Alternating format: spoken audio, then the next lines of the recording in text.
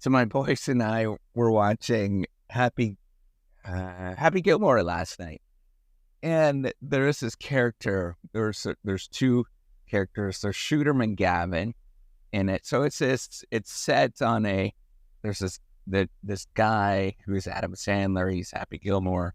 He goes in. He has this undiscovered talent where he's actually really good at playing golf. And it's this movie from the '90s, and it's really silly. But there is these characters that he ends up playing against on the pro circuit for golfing. And one of them is Shooter McGavin.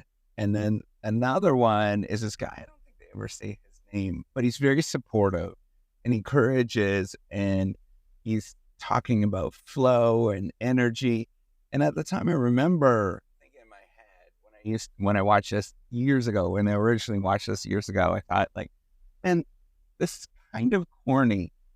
But as I've gotten older, I actually resonate a lot more with this particular, what he is saying. And I think at the time it was sort of painted as like, oh, this guy's really corny.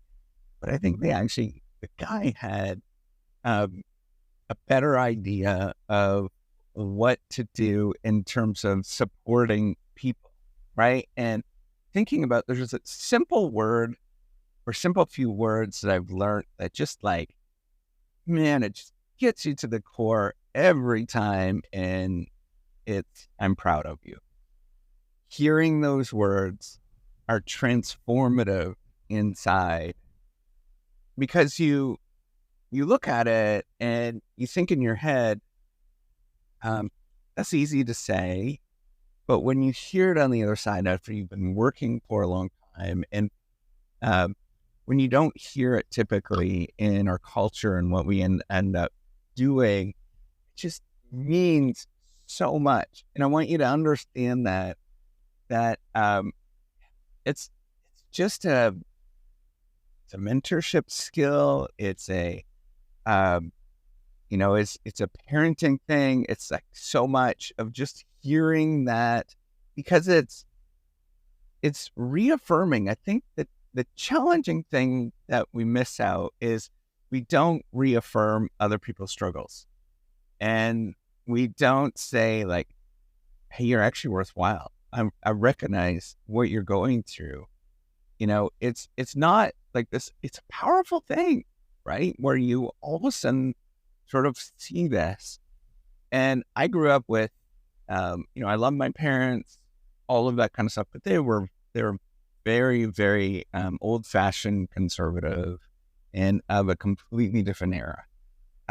Even for their era and their age group, they were quite old in terms of their philosophy. And so I grew up with a family, and I think it's like growing up with immigrant families, right? Like my dad was very much an immigrant family and sort of struggled with he was just hard nosed, right? Like he was kind of generous person, but he was also very just hard nosed in terms of how he handled things.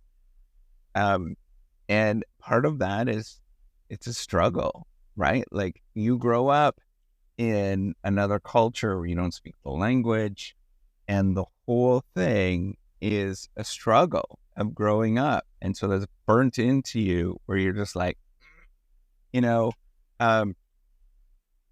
you internalize that, right? So I understand why my dad was like that. We're very different in who we are. Maybe there's a lot of mannerisms where we're the same and I can't see it, but a lot of things I think in my head and we're just very different. And one of them was he would never say anything like that.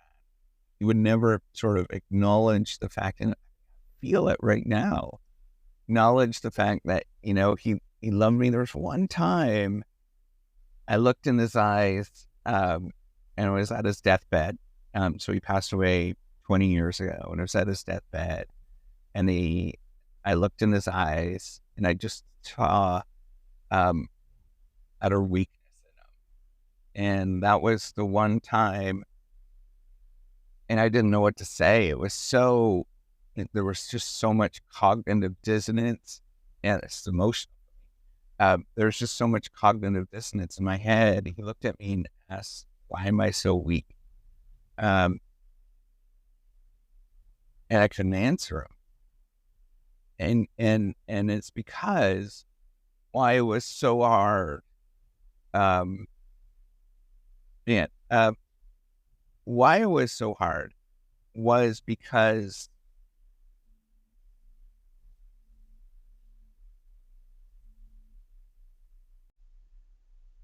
so it's the only moment where I saw weakness in his eyes.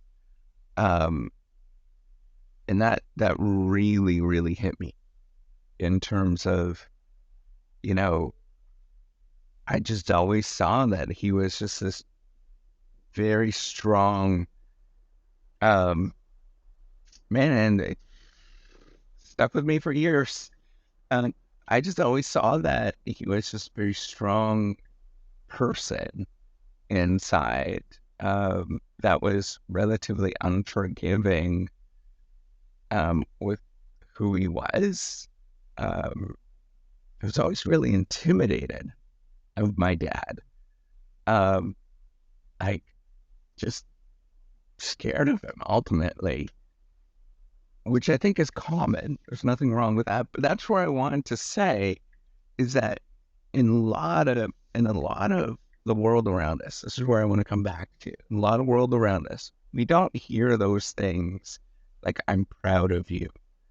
Um, work on sort of that personal development, and it's not a.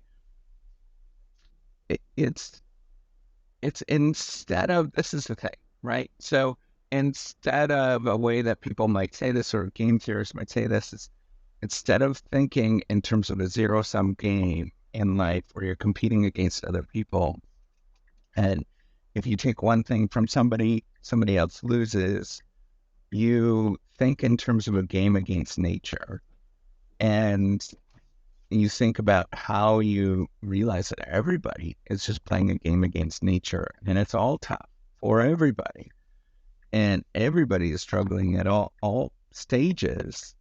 And simply being there saying, I'm proud of you, and recognizing that there is a struggle that's going on in almost everybody.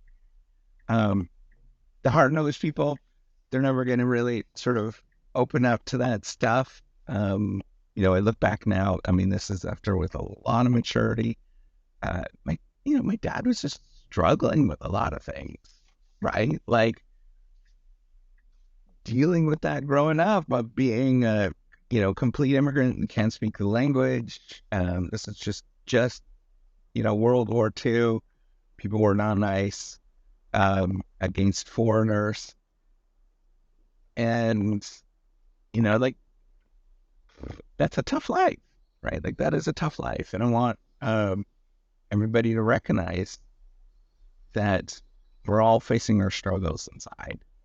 And sometimes acknowledging that, and it doesn't have to be "I'm proud of you," but just acknowledging it and saying, man, you're doing all right, matters. And I just want you to know that. All right. Take care and have a wonderful day. Oh, by the way, if you haven't heard this today, I'm proud of you as well. All right. Take care.